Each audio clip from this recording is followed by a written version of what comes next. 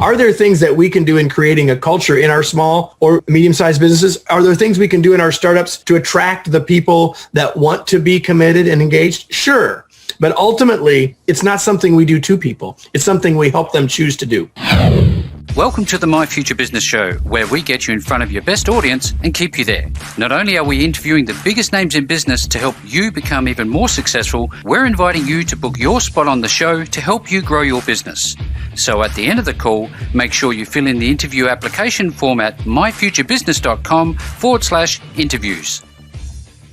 Hi, and welcome back to the My Future Business Show. My name is Rick Nuske. I'm your host. Thank you so very much for joining us today. It is a privilege to be your host, and I've been looking over the feedback that I've been receiving, and it's just warm, it's wonderful, it's inspiring, and it's very humbling. Thank you so very much, and keep it coming. I love it. Now, on today's call, I have the pleasure of spending time with the world-renowned leadership expert, two-time best-selling author, speaker, consultant, trainer, coach, leader, learner, husband and father, Kevin Eikenberry. Welcome to the show, Kevin. Rick, that was pretty impressive. You said that all pretty quickly. I tell you what, I'm super glad to be with you. And, let me just say, we all love feedback. And you were talking about getting feedback, and it's such a gift. And so keep giving it to Rick, and keep giving it to your teams, if you would, please. Yeah, thank you very much, Kevin. Now, Kevin, you and I are going to be touching on a number of different areas. I've been researching your background. I've been looking through your wonderful team at the Kevin Eikenberry Group. I'd love to talk about them specifically later on in the call. But I think before we jump into the nuts and bolts of the call, the core of the call, which is your book, which is The Long Distance Teammate, Stay Engaged and Connected While Working Anywhere. I'd love to learn a little bit about where you're located right now. Well, I am in Indianapolis, Indiana, far from you. Just across the water? Across the water and over the river and through the woods. And we've got snow here. Oh. And so we don't have it nearly as bad as some parts of the U.S. today, where they've got ice and they've got power outages. We're warm, we're healthy, and I'm happy to be with you. So Indianapolis, Indiana is where I live. I grew up on a farm in Michigan. Yes. And which has a lot to do with who I am in terms of the work that we do. So. Well, and we'll touch on that in a moment, if you don't mind. I'd love to learn what is your local landmark that people would know? Well, probably the most world-renowned thing would be that I'm currently about probably 8 miles from the Indianapolis Motor Speedway. Of course, yes. And the home of the great Indianapolis 500, among other things. So is that a hobby for you? Do you like watching those events, or do you have other hobbies? I have lots of hobbies. I have been to the race. I actually was in the Purdue University Marching Band, which is the official marching band of the 500. I've been on the track. I've been right beside the track playing the national anthem right before they said, "Gentlemen, start your engines." Oh, so wow. I've been right there. It's pretty exciting. And I've been to a number of races. I can't say that I'm, I don't go every year, but I've been a number of times, and it is a pretty amazing event. I can imagine. Several 100,000 people in one place to watch cars go around a track. And lots of horsepower, lots of noise, lots of excitement. It's enough to get the heart racing, isn't it? Very true. Now, Very true. Speaking of heart racing, do you like doing any sports? What do you do? I grew up playing basketball mostly, and I love to mostly now watch. But if there's a hoop and there's a ball, I'm probably going to shoot it. Fantastic. I'm going to shoot at it. Now, you talked about your location. Have you been there all your life? And if so, I was wondering if we can roll back time to your childhood and talk a little bit about growing up and what it was like, and what was one of the most fond memories of your childhood. Well, I grew up on a farm in Michigan, about 320 miles from where I sit today, and to say one fond memory, I don't know how I could could pick one. I mean, I think of my childhood, Rick, as being in many ways being idyllic. I mean, I had great parents that were only 20 years older than me, so in many ways I grew up with my mom and dad. And so I'll say this, because you asked about hobbies. One of my hobbies is collecting antique tractors. Oh. I have a bunch of the little ones. You can see them over my shoulder back there. John toys, Deere's? but I collect the real ones, the big ones. Yeah, nice. And I've got 13 antique tractors, and so that's a connection to my kidhood. It's a connection for my children, to the farm that we own, and it's an important part of my life. They're formative years, aren't they? They set the scene for what you turn out, the values that you hold and espouse, and I really enjoy this part of the call because I get to learn about you, the child, I guess you'd say. Now, when you were a child, did you enjoy reading books, Kevin? I have been a reader my entire life, and I'll tell you a quick story. So my grandmother, my father's mother, was a school teacher. In fact, I had my grandmother in the 5th grade as a teacher. That's a whole nother story. But the story that I am told is that Grandma, the teacher, used to say to her daughter-in-law, my mother, "Why are you reading to Kevin? He can't read yet. Why are you reading to him all the time? Blah, blah, blah." And sometime during my childhood, my grandmother apparently said to my mom, "Well, you did something right, because he's a reader, and it has to have something to do with all the reading you did to him." Absolutely. Before, Absolutely, yeah. So yeah, I'm definitely a reader. I read all the time. In this office, at our office, as I sit here, I can count 1, 2, 3, 4, 5, 6, 7, 8 bookcases in this office. There's 4 more down the hall, and I don't know how many in my house. So, now, I know that definitely. Your books, you have several that you've been a part of, if not authored completely yourself. I know that you have audio book formats. Is that something that you enjoy as well as just reading? Standard reading? I don't listen to as many as I actually read. Mm-hmm. Actually, one of my goals is to do the narration of one of mine in the future. That hasn't happened yet, but that's on my list of things that I want to do someday. But I don't personally listen to as many as I read, but it's a great way for many people, including my wife. So you're a mainly fiction or non-fiction or a blend of both? I'm almost all nonfiction, mm-hmm. and probably to my detriment. I probably should read a little more fiction than I do. Mm-hmm. Typically, when I do read one, I enjoy it, but I read far, far more nonfiction. Thank you for sharing, Kevin. This is wonderful. Now, I'd love to talk about growing up on the farm just a little bit more as it relates to your first entrepreneurial experience. I know that people who live on farms, having done so myself and grown up on a farm myself, they are hard workers, they are driven, and I believe that they have an entrepreneurial spirit from the get-go. Would that be true of your family and what you were exposed to early on? Yeah, 100%. So my dad grew up on a farm, but and so he always wanted to farm. We had a farm. We had several farm-related businesses. So I was highly involved in all of them from a very young age, with the opportunity to have impact and to make decisions and in many of those businesses. And so there's no doubt that it played a huge role in the creation, not only of my values, as you mentioned, but the desire to run my own company, start my own company, rather than being an employee forever, for sure. No doubt. Yeah, and I was looking over your extensive write-up on your website, and you talked about business philosophy, and I'd love to, if we could, transition into that conversation now. And I guess ask you talked about people potential. Can you share a little bit about your philosophy of business and individual potential? Absolutely. So, we are in the business here, Rick, of helping as many leaders as we can make as big a difference as they can, mm-hmm. so we can change the world for the better.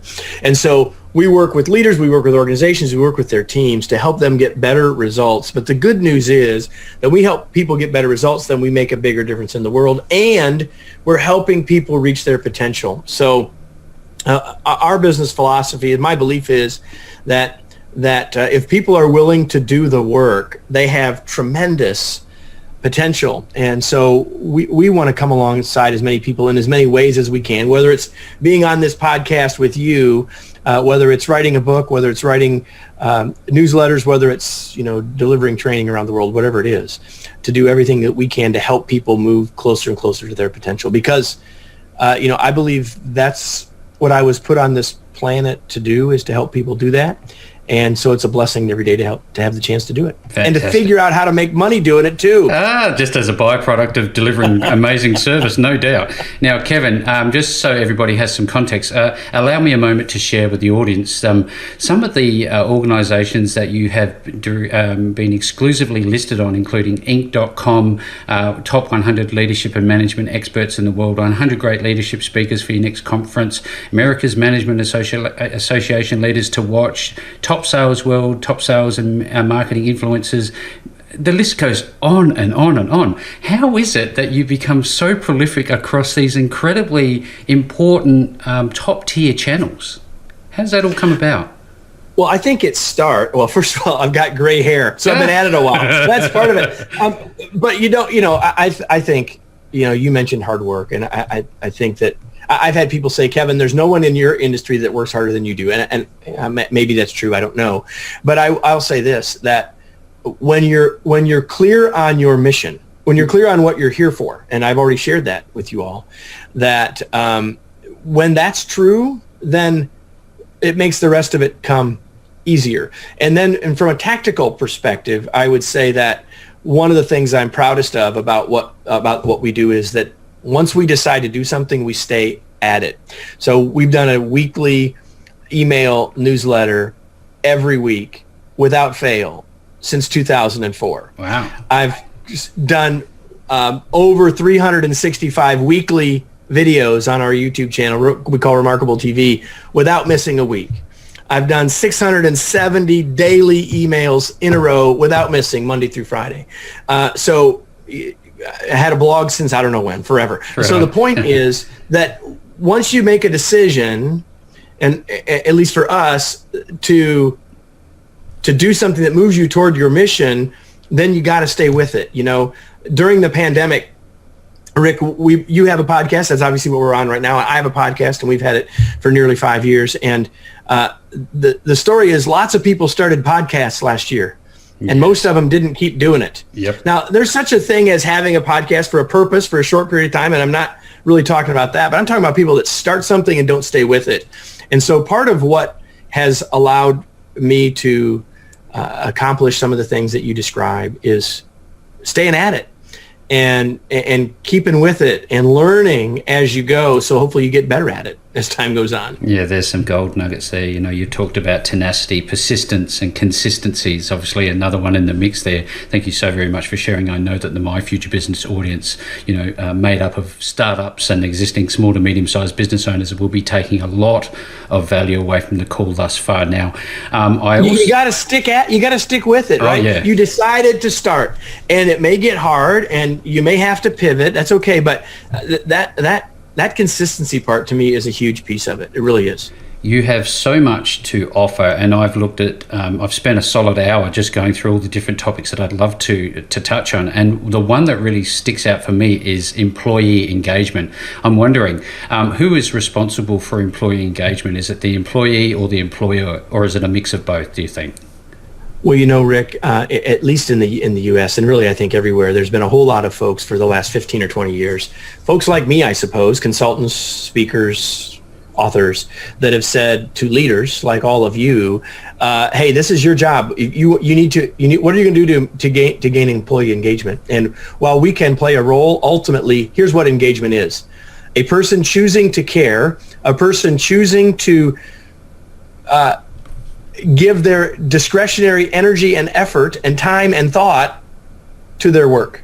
Yeah. And we can't make people do that. Leaders we're not in the compliance business. We ought to be in the commitment business, right? So Here's the thing. If we realize that at the end of the day, it ultimately belongs to the employee to say, I'm in, then the question for us as leaders is, what can we do to support that? I used to say it's not about pizzas and ping pong tables, right? It's about providing people with a way to do meaningful work and providing them with a chance to make a difference in that work. So are there things that we can do in creating a culture in our small or medium-sized businesses? Are there things we can do in our startups to attract the people that want to be committed and engaged? Sure. But ultimately, it's not something we do to people. It's something we help them choose to do. Yeah, absolutely. Now, I think to myself, as generations pass and we go through new types of workplaces and different attitudes, different mindsets, do you see that maybe there's an opportunity for people to change their mindset and be less, entitled, less of an entitlement attitude? I'm here, I'm working for you, I do something for you, you give me money, it's transactional. Should it be more than that? Well, there is a transaction, right? Like we need people to provide value for that paycheck, and that sort of social contract is important, right? We need to pay people in a way that is commensurate with what they're delivering in value. Yep. But what we really want is for them to say, I'm choosing. Like, here's the thing: at the end of the day, no one's going to keep coming to work forever if we don't pay them. Yeah. Like there's definitely a pay component here, right? Yeah, yep. We're not saying that we're trying to find people that are going to come to work regardless, but the reality is we need to help them see that there's something more in it for them than just the paycheck. If we as leaders, if we as business owners think that it's only about that transaction, we'll never have the people that we really want. Yeah. Because people don't just come to work for a paycheck. They come to work for a paycheck and a whole lot more. And the more of those things that we understand about what their needs are, and the more that we work to provide those things, the more they will put back into the equation themselves. Yes, fantastic. Sage insight. Thank you very much for sharing, Kevin. Now, I'm looking at your wonderful team. There's a lot of people there. They're clearly very busy, very, very involved in your business just on the basis of what you've just shared with me. And I think that might be a good segue into talking about your book. And I'm wondering, how has the pandemic at the moment changed the way that you operate your business? And does this have any relation to your book, The Long Distance Teammate? Well, so first of all, I've been leading a remote, really truly a hybrid team for a decade. So we were probably as equipped and prepared for this internally as you could be. And because of the work that we do, while I used to get on a whole lot of airplanes, we did a lot of virtual delivery already. So we were prepared for that as well. And since a part of our business is helping people lead and work remotely, we were uniquely prepared for that too. And you mentioned the new book, The Long Distance Teammate. Well, we were finishing it when in the U.S. when the lockdowns began, right? So in March of 2020, when everyone knew that things were going to be different, we were basically putting the finishing touches on the book for the publisher. So there's a couple of sentences in the book that mention it, but the book wasn't written during it. It was planned before the pandemic and all that, but it certainly, we're blessed that it's able now to help a whole lot of people that are still and likely for a long time will be working remotely. It's certainly not a new idea, this idea of remote work, is it? I'm wondering if you could explain for the audience, Kevin, what remote work actually is if they're not even leaving their house. Yeah, well, so here's the thing.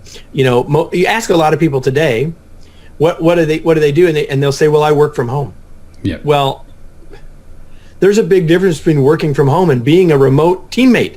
And so the idea of the book is, you said the subtitle, stay engaged and connected. So the thing is, we want to help team members shift their focus from where I'm working to what my work actually is.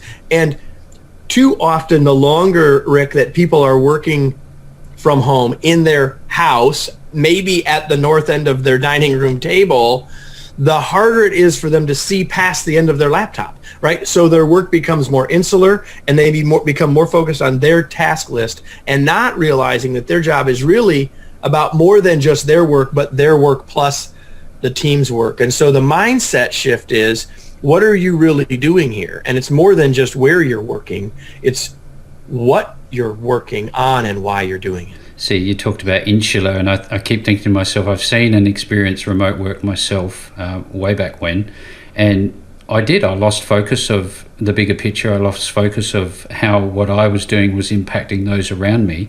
How are some of these challenges addressed in your book? What are some of the key takeaways that we could share with the audience?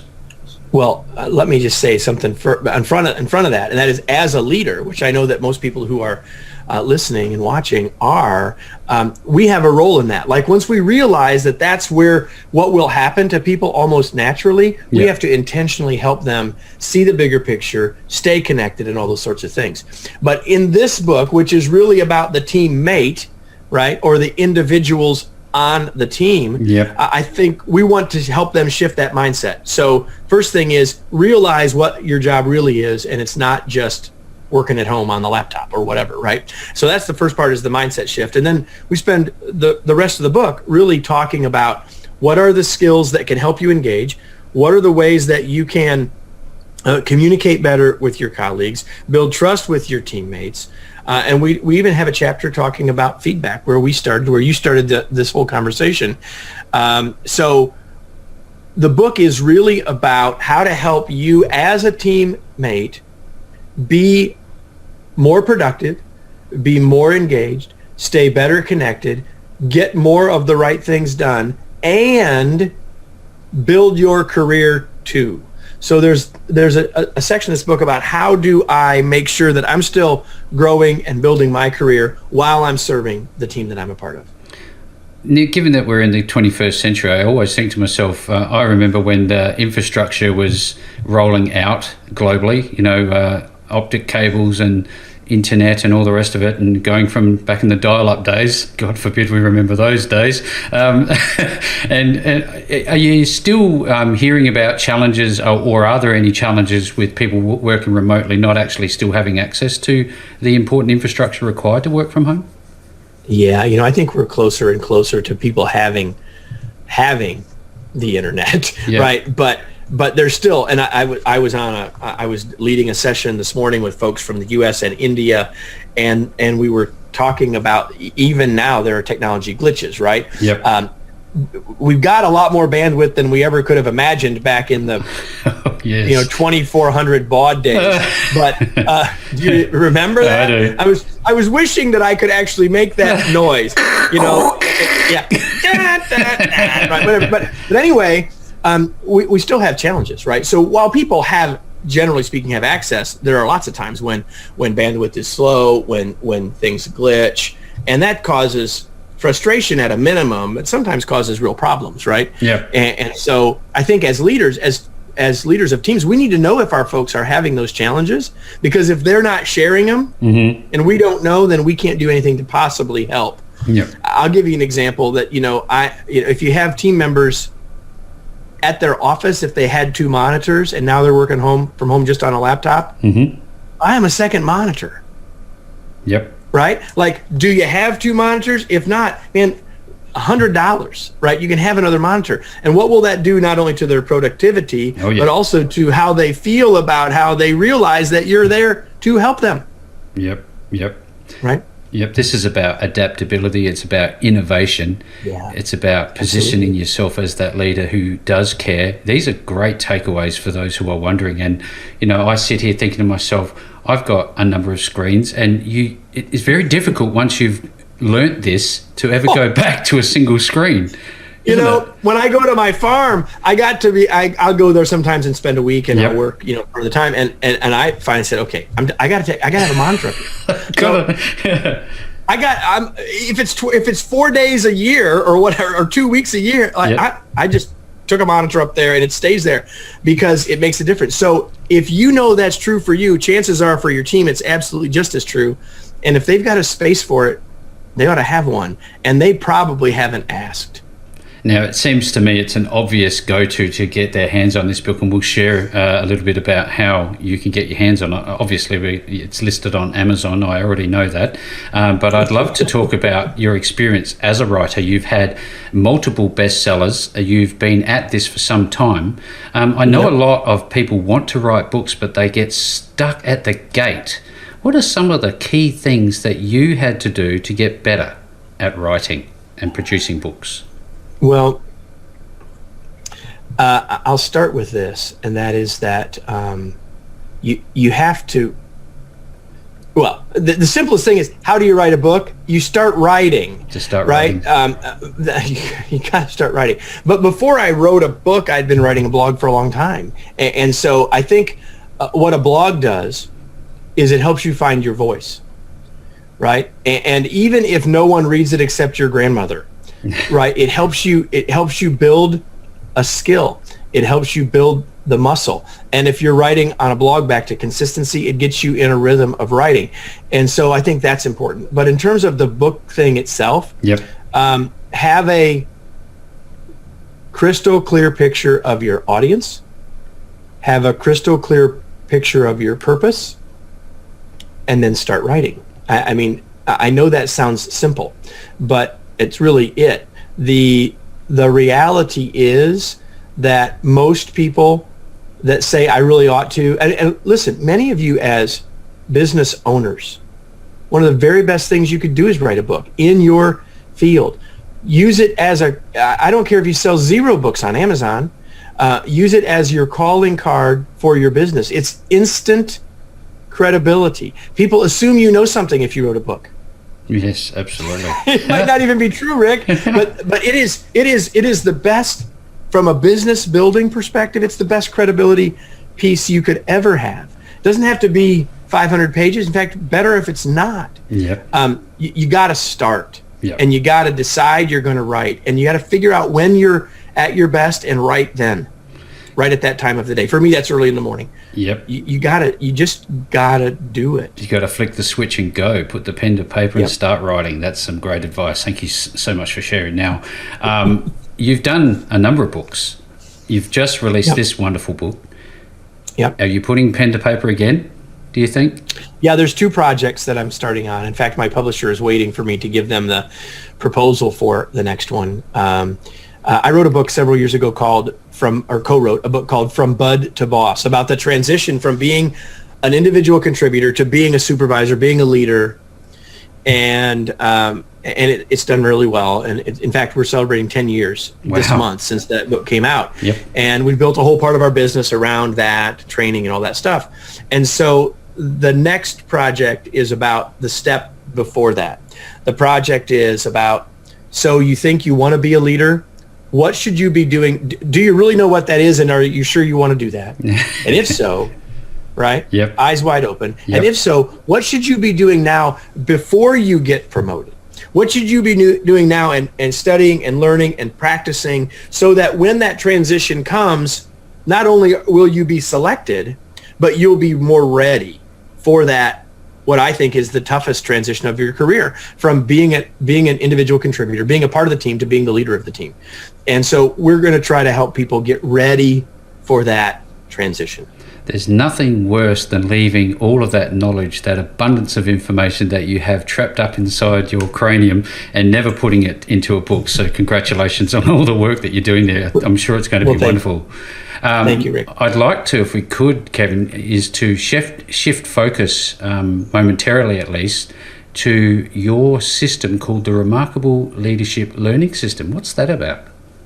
Well, we've transitioned that. Let me give you the overall picture. We've continued to adapt and change what we're doing there over time. Mm-hmm. But here's the big idea. The big idea is that if you want to learn anything that is complex and hard and important, you cannot learn it in a 2-day workshop. You can't learn it in a 1-week retreat. You cannot learn it by reading a book. You learn it. How did you learn how to play the piano? Practice every day. Coaching every week, right? Yep. And direction and guidance. So what started with the Remarkable Leadership Learning System evolved into what is now the Remarkable Way, which is about to evolve again. But the whole idea is, how do we help you build the mindset, the skill set, and the habit set to be a better leader? And how do we help you do that one skill at a time, 1 month at a time? So our focus is, how do we help you work on one thing each month, get better at that one thing this month, leave this month better at that than you were last month while you're doing it on the job as a leader. And then next month, we work on something different. So that's the big idea. It's a big part of how we try to help. We do training and events in the normal sorts of ways. And those are important, but we believe that the people that want to move toward mastery at anything have to be focused on doing it every day and every week and every month, not an event. Learning is a process. Training is an event. Learning is a process. Compounding leadership skills in real time. Absolutely, there's nothing more effective than actually doing what you're teaching people to do. So thank you for sharing that. Now, importantly, you talked about earlier in the call about consistency, persistency, and I'd love to talk about that in terms of your wonderful podcast, the Remarkable Leadership Podcast. Tell us about that. Well, when I started in business, Rick, the thing was you probably ought to have a blog if you're going to do the kind of work I was doing. So I wrote a blog and decided to stay with that, and I've done that. And then, probably ought to have a podcast, Kevin. Really ought to have a podcast. And so we waited. I mean, now looking at starting in the middle of 2016, it doesn't feel like we waited. But even then, I felt like, maybe we should have already done this. But we waited until we were clear on our purpose and that we felt like we could stick with it, back to our staying with it thing, right? Yep. So we worked to figure out what that was going to look like.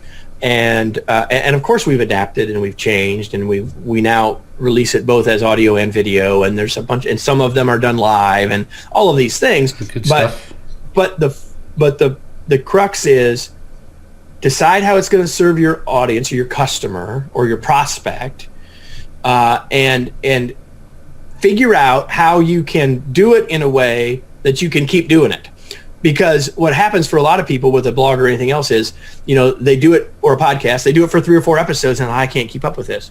Well, we need to think about that on the front end so that we can figure out a process that we can stick with, right? Yeah. That doesn't mean we should never change anything, but it means that I believe you should move the finish line out further, Rick, rather than, well, let's do one. Like, I'm all about trying something, but let's try it with some intelligence around, we'll change it, we'll improve it, but we're going to stick with it for a while. Yeah, that's the thing I love about you the most. You've got that stick-with-itness, if that's such a thing. And, as an experienced podcaster and who has made podcasting an integral part of your business, it's just the way you do business. Do you think that other businesses should be adopting this media more than they are right now, or do you see a trend upwards? I think, the trend continues to be upward. I think everything I read about it, and my team stays on top of some of that industry stuff better than I do. Mm-hmm. But I think that the trend is still up and to the right. I think for an individual, though, I think it starts with, okay, who are our customers? Who are our prospects? What are we trying to accomplish? How can we use a podcast as a part of the mix that will either support our customers so they keep buying from us, right? Or that we can attract the people that we want to begin to buy from us. It's simple as that. And so, in the business that I'm in, part of that is the idea of the podcast is about the thought leadership, right? And it's about building the network of all of the people that I've had on an interview. Just like, we are now we're in an orbit together because we're doing this. Yep. So there's value for both of us in that. Absolutely. in this interaction. So I would say I would encourage any business owner to seriously look at podcasting. Yep. But you have to think about, how does it fit into our marketing mix? How does it fit into who our ideal customers and how we can attract them? And I think if you start there rather than saying, let's start a podcast, right? Let's say the question should be, should we start a podcast? Ask those questions, and then how would we craft one that might help us meet those things? And also know that it's not immediately on day one going to make you money. It shouldn't be a New Year's resolution, should it? It should be a strategic decision. That's my take. Yeah, absolutely. That's my take. Now, this has been just an absolutely jam-packed, information-filled call. Coming to the pointy end, Kevin, I'd love for you, if you could, is to share a little bit about your website, what people can do when they get there to connect with you, and the process that you take them through. Well, so there's a bunch of websites. For the context of our conversation today, I'll say 3 things. First of all, you can go to our main company website, kevineikenberry.com, where you can get the full sense of the range of products and services that we offer to leaders and teams, both both synchronously and asynchronously and around the world. Yep. KevinEikenberry.com. In terms of all things related to remote, you can go to RemoteLeadershipInstitute.com, where the focus is on, that's really 1/4 of our business. And it really is the focus of all of the stuff about remote work, remote teams, remote leadership. Specifically to the book we've been talking about today, The Long Distance Teammate. People can go to longdistanceteammate.com. You can get a sample chapter. You can find out how, if you do go to Amazon or wherever you buy books and get a copy, how you can get a bunch of extra free stuff by telling us that you bought a copy. And who doesn't like free stuff? And who doesn't like free stuff? Hopefully it's valuable free stuff. But seriously, a bunch of stuff there that you can get just by letting us know that you bought a copy of the book. And if people want to connect with me, obviously you can go to any of those places. You can find out how to connect with me. But I spend a lot of time on LinkedIn. I've had the good fortune to create a bunch of courses for LinkedIn Learning. So I spend a bunch of time on LinkedIn. So if you just find me there, Kevin Eikenberry, and let me know that hey, I found you through Rick. I'd love to know that, and I'd love to be connected with you there. Thank you so very much, Kevin, for that. Now, as is customary, I will be making sure that all of the links back to Kevin are below this post. No matter where you see this interview, you will find the links back to Kevin and his wonderful books, I should say, not just one book, there's several. So keep your eye out for all of those wonderful works. And with all that being said, Kevin, this has actually been a fantastic call, and it's been a complete pleasure of mine to have you on the My Future Business show with me today. Well, Rick, it was my pleasure, my honor. Thank you so much for having me. And I hope for everyone who's been with us that you go do something with this. Take some action, whatever that is, right? Maybe you got an idea that you think would apply to your team. Go take action on it today. Thanks for joining us today. If you enjoyed the call, then make sure to subscribe, leave a comment, share us with your friends, and book your spot on the show at myfuturebusiness.com/interviews. And if you're looking for solutions that will help grow your business, then visit myfuturebusiness.com/shop.